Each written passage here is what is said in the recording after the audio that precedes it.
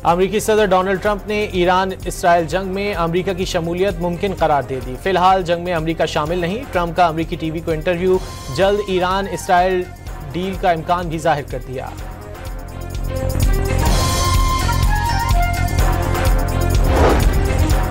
ईरानी सदर का इसराइली जारहियत पर मजीद तकलीफ दे और तबाहकुन जवाब देने का ऐलान। इसराइल को ना रोका गया तो खित्ते के दीगर ममालिक पर भी जारहियत करेगा। मसूद पज़ेश्कियान की इराक़ी वज़ीर आज़म से टेलीफोनिक गुफ्तगू।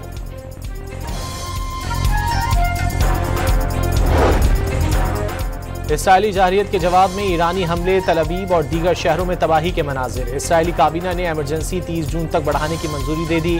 ईरानी हमलों में अब तक 15 इसराइली हलाक, 385 जख्मी।